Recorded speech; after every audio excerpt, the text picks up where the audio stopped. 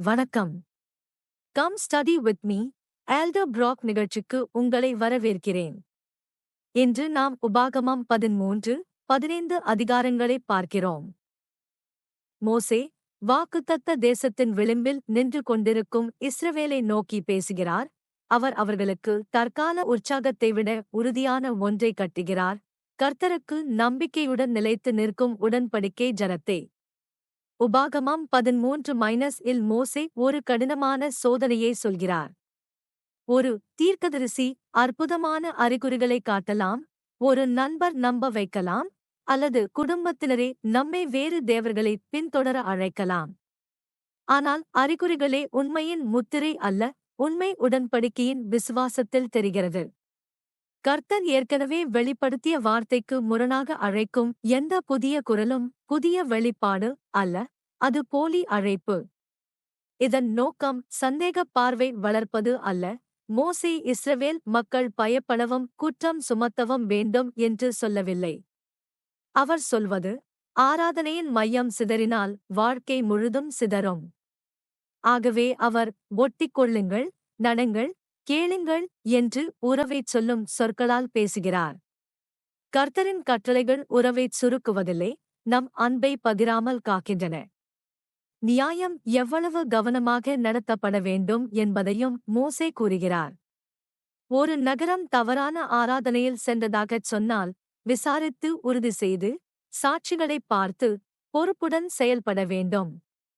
இது நிரபராதிகளை காக்கிறது, கூட்ட உணர்ச்சியால் நடக்கும் துரிதமான தீர்ப்புகளை தடுக்கிறது. இன்றும் நாம் ஏமாற்றத்தை எதிர்க்க வேண்டும், ஆனால் நாமே கடுமையோ அலட்சியமோ ஆகக்கூடாது. வதந்தி பரப்பாமல், ஆதாரம் இல்லாமல் குற்றம் சாட்டாமல், ஆவியின் வழிநடத்துதலுடன் உண்மையின் வழியில் நடக்க வேண்டும். இங்கே ஒரு நுண்ணிய எச்சரிக்கையும் உள்ளது. நியாயமாகத் தோன்றும் சிறு சமரசங்கள்தான் ஆபத்தான சிலை. இந்த முறை மட்டும் ஹூட். அதிகம் ஒன்றுமில்லை யூட். எல்லாரும் செய்வதுதான் ஹூட். சாத்தான் பெரும்பாலும் வெளிப்படையான கிளர்ச்சியால் தொடங்குவதில்லை, நம் விசுவாசத்தை சிறிது சிறிதாக நகர்த்தும் சமரசத்தால் தொடங்குகிறான். ஆனால் கர்த்தரின் குரல் நம்மை மீண்டும் முதன்மை அன்புக்கு அழைக்கிறது, அவரையே ஆராதிக்க வேண்டும் என்று. ஏனெனில் பகிரப்பட்ட ஆராதனை இறுதியில் ஆன்மாவையே பிளக்கும். இயேசு கிறிஸ்து இங்கேவும் இருக்கிறார். அவர் உண்மையான தீர்க்கதரிசி. அவர் பிதாவுக்கு முரணாக ஒருபோதும் பேசவில்லை. அவர் கூட்டத்தை கவர விளையாட்டுக் காட்சிகள் செய்யவில்லை. அவர் இரட்சிக்கும் உண்மையைச் சொன்னார். பல குரல்கள் நம் நம்பிக்கைக்காக போட்டியிடும்போது இரட்சகரின் மாதிரியைப் பாருங்கள். தாழ்மை, கீழ்ப்படிதல், தூய்மை, உடன்படிக்கை, அன்பு. எந்த குரலும் மனந்திரும்புதலிலிருந்து, உடன்படிக்கைகளிலிருந்து, கருணையிலிருந்து நம்மை விலக்கினால் அது கிறிஸ்துவை நோக்கி அழைப்பதல்ல என்று நமக்கான பயன்பாடும் தெளிவாக உள்ளது. நாம் செய்திகளை, சமூக ஊடகங்களை, நண்பர்களின் ஆலோசனைகளை, மனதின் ஆசைகளை எல்லாம் கேட்கிறோம். அவற்றில் சில உண்மையாகத் தோன்றும், சில மிக உற்சாகமாகவும் இருக்கலாம். ஆனால் கேள்வி இதுதான், அது என்னை கிறிஸ்துவின் வழியில் நிலைத்திருக்கச் செய்கிறதா அல்லது மெதுவாகத் தளரச் செய்கிறதா? நான் தினந்தோறும் ஜெபிக்கிறேனா? வேதாகமங்களையும் பிற நிலையான நூல்களையும் வாசிக்கிறேனா? சபத்து நாளில் சாக்ரமெண்டை மனதில் உடன்படிக்கையை புதுப்பிக்கச் செய்து கொள்கிறேனா? கர்த்தர் கொடுத்த அடிப்படை வழிமுறைகளுக்கு எதிராக போகச் சொல்வது எதுவாக இருந்தாலும், அது எவ்வளவு அழகாக பேசினாலும், அது சரியான வழி அல்ல. மோசே கூறும் சத்தியம் நம்மை பயப்படச் செய்யாமல் நம்மை உறுதியாக்க வேண்டும். கர்த்தர் நம்மீது நம்பிக்கை வைத்திருக்கிறார். அவர் நம்மை சோதிக்க அனுமதிப்பது, நம் அன்பு உண்மையா என்பதை நாமே அறியச் செய்வதற்காக. நம் விசுவாசம் வெளிப்புற ஆட்டத்தில் அல்ல, அது உள்ளார்ந்த ஒட்டிக்கொள்ளுதலில். கர்த்தர் என் பங்கு என்று சொல்லும் மனம் பல அழைப்புகளுக்கிடையிலும் மாறாது. இதுதான் ஆன்மீக விசுவாசத்தின் தைரியம். ஒரு சிறிய 4ஆம் சுவர் நினைவூட்டல். நீங்கள் இது கேட்கும்போது உங்கள் வாழ்க்கையில் ஒரு குரல் உங்களை இழுத்துக் கொண்டு போகிறதா என்று சிந்தியுங்கள். அது ஒருவரின் சொல் அல்லாமல் ஒரே பழக்கமாகவும் இருக்கலாம். இன்று கர்த்தர் உங்களை பிடித்துக்கொள்ள அழைக்கிறார்.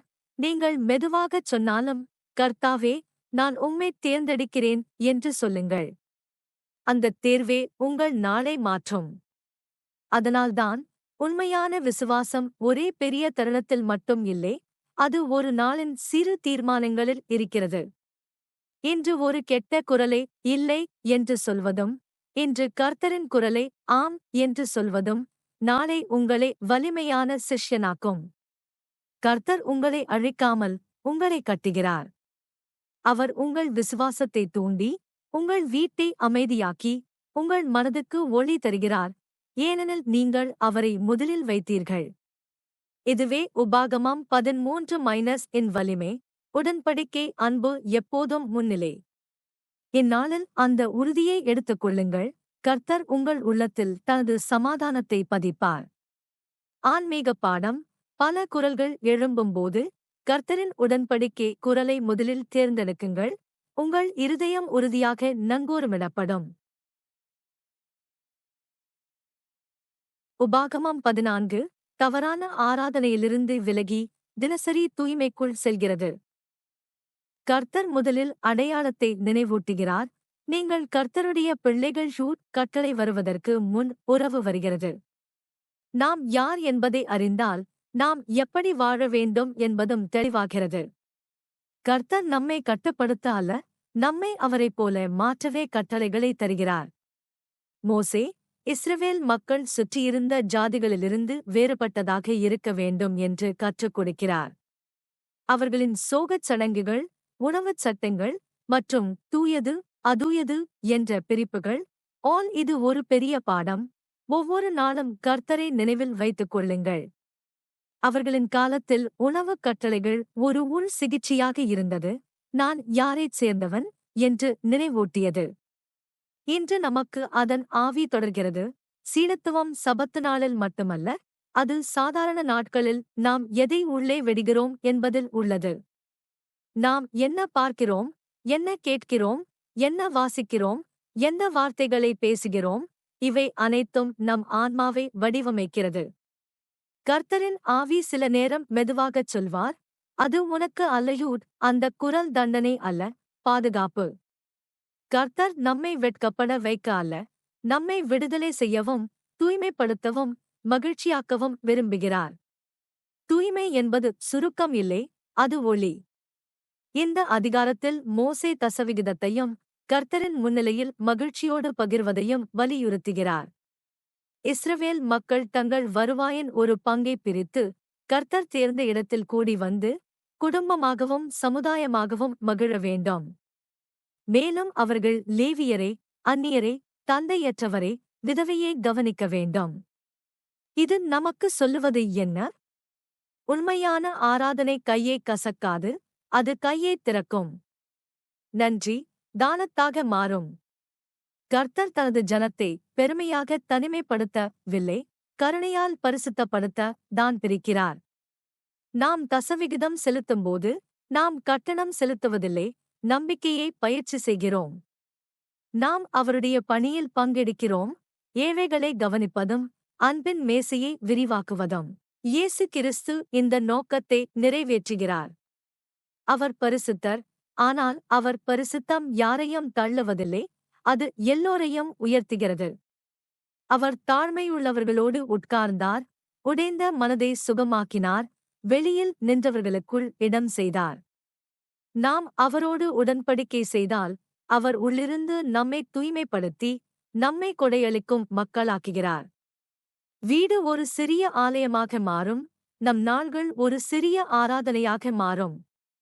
மோசே மேலும் ஒரு நடைமுறை வழியைக் காட்டுகிறார். பயணம் தூரமாக இருந்தால் தசவிகிதத்தை பணமாக மாற்றி கர்த்தர் தேர்ந்த இடத்துக்கு சென்று அங்கே தேவையானவற்றை வாங்கி கர்த்தரின் முன்னிலையில் மகிழ வேண்டும். கர்த்தருக்கு கொடுக்க முடியாது என்று சொல்லுவதற்கு காரணங்கள் இருக்கும், ஆனால் கர்த்தர் நம் சூழ்நிலையில் வழி தயார் செய்கிறார்.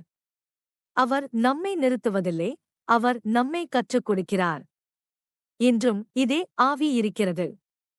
தசவிகிதம், விரத காணிக்கைகள் மற்றும் சேவையின் நேரம், இவை எல்லாம் கர்த்தருக்கு முதலில் என்ற பயிற்சி. அது நம் பட்ஜெட்டில் மட்டுமல்ல, நம் முன்னுரிமைகளிலும் தெரிகிறது.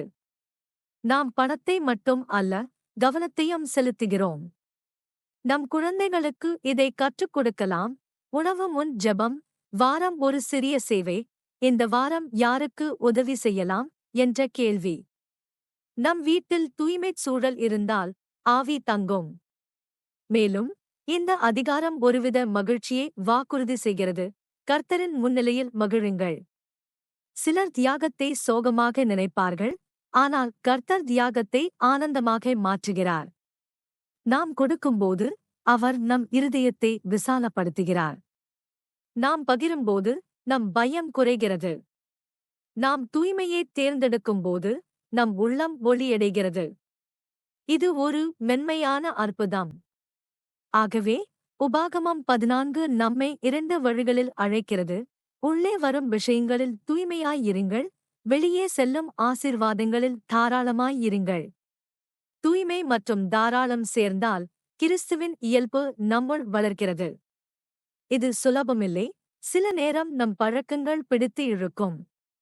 ஆனால் கர்த்தர் நமக்கு ஆவியை அளித்திருக்கிறார். நாம் மனந்திரும்பி மீண்டும் தொடங்கும்போது அவர் குற்றம் சுமத்தாமல் சுகப்படுத்துகிறார்.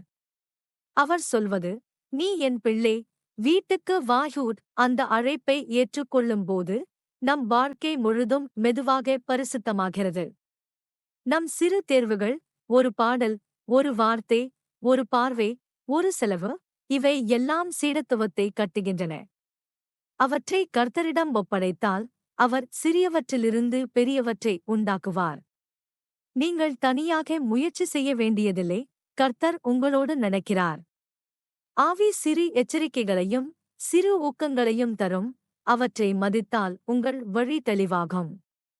இன்று நீங்கள் ஒரு சிறு மாற்றத்தை எடுத்துக்கொள்ளுங்கள், அது உங்கள் வீட்டில் ஆவியை அதிகரிக்கும்.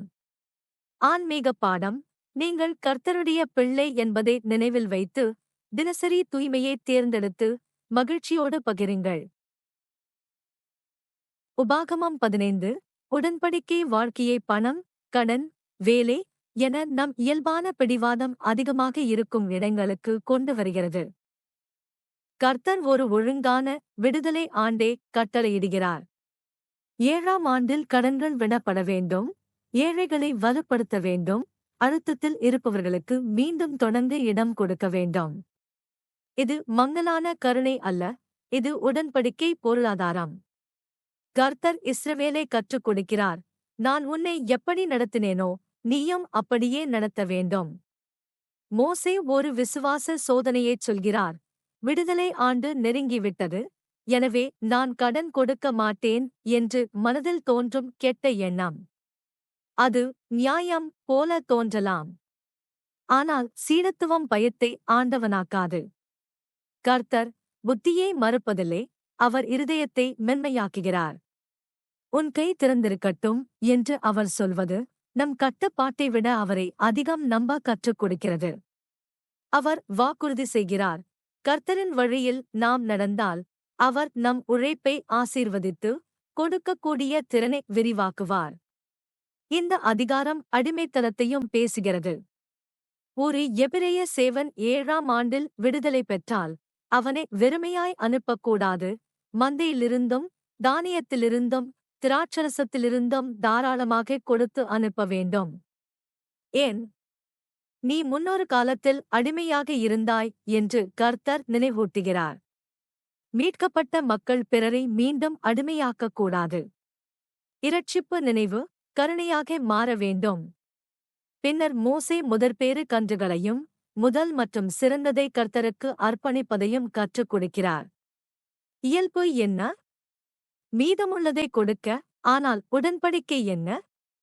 கர்த்தர் முதலில் கர்த்தர் முதலில் இருந்தால் சொத்து கருவியாகும், சங்கிலியாகாது. நாம் வைத்திருப்பதைக் கொண்டு அன்பைச் செய்ய முடியும். இயேசு கிறிஸ்து இந்த அனைத்தையும் நிறைவேற்றுகிறார். அவர் உண்மையான மீட்பர். அவர் கைதிகளுக்கு சுதந்திரத்தை அறிவிக்கிறார், நம்மால் செலுத்த முடியாத கடனை செலுத்துகிறார். அவரது பரிகாரத்தின் மூலம் அவர் நம்முடைய ஆன்மீக கடன்களை நீக்குகிறார்.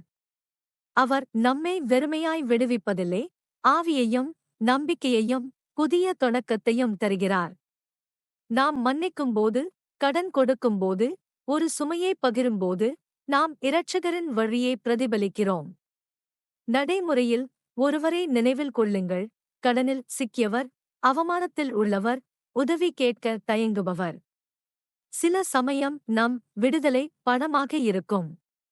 சில சமயம் அது உணவு, போக்குவரத்து அல்லது மரியாதையை காக்கும் அமைதியான சேவை. கர்த்தரின் கட்டளை எளிமை: இருதயத்தை கடினப்படுத்தாதே. அது மென்மையாக இருந்தால் கர்த்தர் அதில் தனது சட்டத்தை எழுதுவார், மேலும் தாராளம் இழப்பாக அல்ல, மகிழ்ச்சியாக மாறும்.